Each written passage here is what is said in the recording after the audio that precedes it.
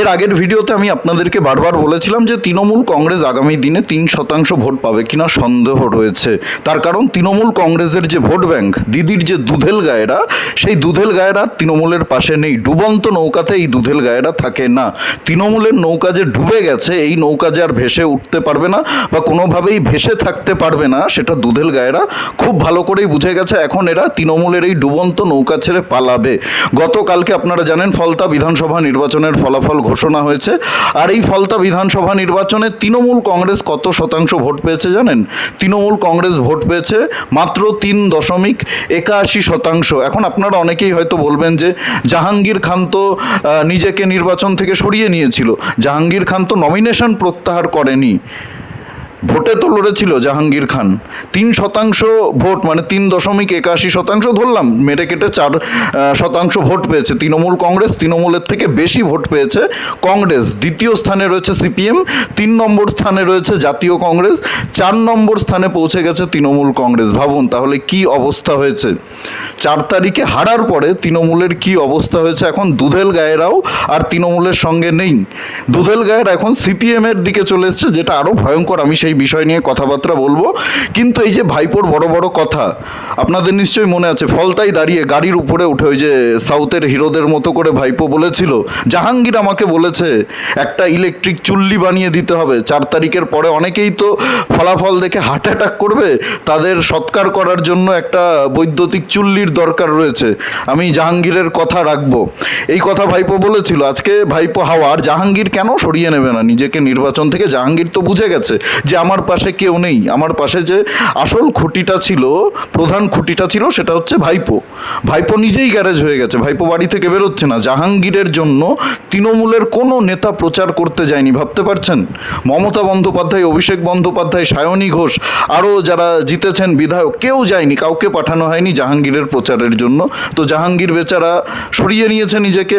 কিন্তু ভোটে তো লড়াই করেছে জাহাঙ্গীর, তৃণমূল তো ভোট পেয়েছে এবং সেই ভোটটা 3.81%। ভাবতে পারছেন?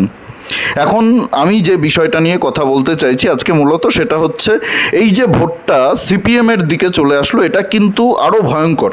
আমি মনে করি সিপিএম এই রাজ্যের জন্য যদি প্রধান বিরোধী দল হিসাবে আগামী দিনে উঠে আসে, তাহলে সেটা কিন্তু আরও ভয়ঙ্কর হবে। তার কারণ এরা তৃণমূলের থেকেও বেশি করে মুসলমানদেরকে তোষণ করে, তৃণমূলের থেকেও বেশি করে। এতদিন তৃণমূল ক্ষমতায় ছিল, তাই তৃণমূল মানে সেই তোষণটা আমাদের চোখে পড়েছে। দুধেল গাইদের যে তোষণ করেছে মমতা বন্দ্যোপাধ্যায়, সেটা আমাদের খুব চোখে পড়েছে। কিন্তু যারা এই সিপিএমের শাসনকালটা দেখেননি, তারা জানেন না যে সিপিএম এর থেকেও বেশি তোষণ করেছে। যাহা মমতা বন্দ্যোপাধ্যায়, যাহা তৃণমূল কংগ্রেস, তাহাই সিপিএম। মমতা বন্দ্যোপাধ্যায় মানেই তো তৃণমূল কংগ্রেস ছিল, একজনের কথাই দল চলতো। মমতা বন্দ্যোপাধ্যায় যেটা বলতো সেটাই হতো তৃণমূল কংগ্রেসে। মমতা বন্দ্যোপাধ্যায় শেষ কথা, অভিষেক বন্দ্যোপাধ্যায় শেষ কথা, পিসি ভাইপোর প্রাইভেট লিমিটেড কোম্পানি, একজনই পোস্ট, বাকি সব ল্যাম্প পোস্ট। কিন্তু 15 বছর তৃণমূল কংগ্রেস যে পথে চলেছে, সেই পথ তো সিপিএমের পথ। সিপিএমের দেখানো পথেই তৃণমূল কংগ্রেস চলেছে। যেভাবে জ্যোতি বসু, যেভাবে বুদ্ধদেব ভট্টাচার্যরা তোষণ করেছে, যেভাবে কমিউনিস্টরা তোষণ করেছে, ওই দুধেল গাইদেরকে মাথায় তুলেছে যে তোমরা যা ইচ্ছা তাই করতে পারো, তোমরা দাঙ্গা করতে পারো, তোমরা অশান্তি করতে পারো, তোমরা রাস্তা আটকে নামাজ পড়তে পারো, তোমরা যেখানে সেখানে মসজিদ বানিয়ে ফেলতে পারো, মাজার বানিয়ে ফেলতে পারো, তোমরা অবৈধ মাদ্রাসা বানিয়ে ফেলতে পারো, তোমরা যা ইচ্ছা তাই এই রাজ্যে করতে পারো, তোমাদেরকে সরকার কিছু বলবে না, তোমাদেরকে পুলিশ প্রশাসন কিছু বলবে না। সেই পথেই তো মমতা বন্দ্যোপাধ্যায় হেঁটেছেন 15 বছর। আজকে সিপিএম যদি সেই জায়গাটায় আসে, মানে প্রধান বিরোধী দলের জায়গায় আসে, তাহলে আরও বেশি করে আমাদের রাজ্যে হিন্দু মুসলিম হবেই হবে। আমি আপনাদেরকে বলছি, দায়িত্ব নিয়ে বলছি, মিলিয়ে নেবেন। ফলতাতে সিপিএম ভোট পেয়েছে 19.61%, বিজেপি পেয়েছে 70.63%। তাহলে এই যে 19% ভোট, এই ভোটটা কাদের?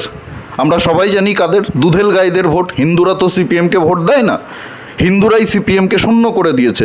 এই যে 19.61% দুধেল গাই যারা সিপিএমকে ভোট দিয়েছে এবং কংগ্রেসকে ভোট দিয়েছে, কংগ্রেসদেরটা আমি ছেড়ে দিলাম, সিপিএমকে ভোট দিয়েছে, এখন এই ভোটটা পাওয়ার পরে সিপিএম কিন্তু আরও বেশি করে দুধেল গাইদেরকে তোষণ করবে। ফলতা বিধানসভা নির্বাচনের এই ফলাফলের পরে আপনারা দেখবেন এই মীনাক্ষী, এই শতরূপরা কিভাবে মুসলিমদেরকে খেপানো শুরু করে।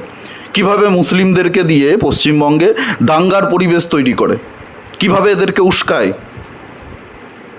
এই বন্দে মাতারাম নিয়েও এরা উস্কানো শুরু করে দিয়েছে।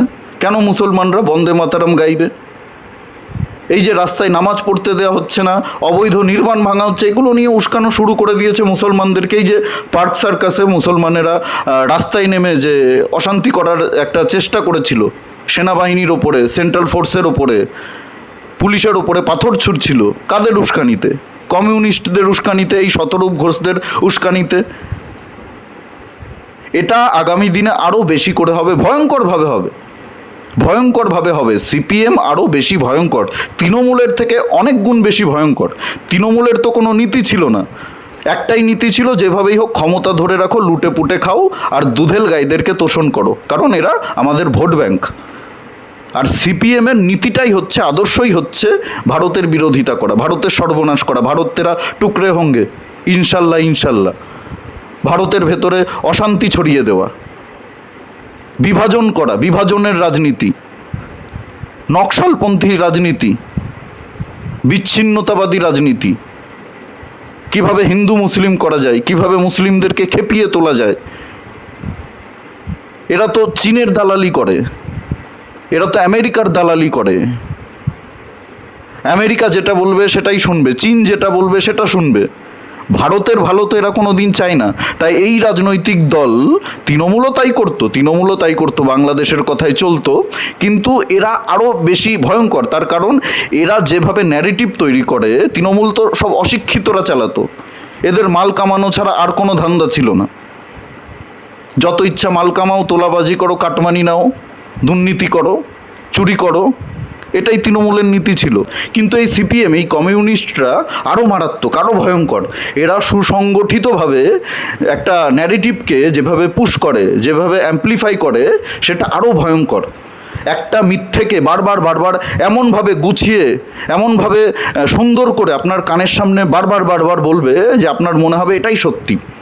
যেভাবে নেতাজি সুভাষচন্দ্র বোসকে এরা তোজর কুকুর বানিয়ে দিয়েছিল, যেভাবে বলেছিল চীনের চেয়ারম্যান আমাদের চেয়ারম্যান, যেভাবে বলেছিল ভারত তেরে টুকরে হোঙ্গে ইনশাল্লাহ ইনশাল্লাহ, যেভাবে বলেছিল কাশ্মীর মাঙ্গে আজাদি, কালকে দেখবেন পশ্চিমবঙ্গ মাঙ্গে আজাদি। মুসলমানেদেরকে উস্কানি দিয়ে তাদের মুখ থেকে এই স্লোগানগুলো দেওয়া হবে। এই দিকে আমরা যাচ্ছি আগামী দিনে, আপনারা দেখতে পাবেন। এদেরকে যদি শক্ত হাতে মোকাবিলা করা না যায়, আমাদেরকেও আরও ভালো করে এদের বিরুদ্ধে প্রচার করতে হবে, এদের ন্যারেটিভগুলোকে ভাঙতে হবে।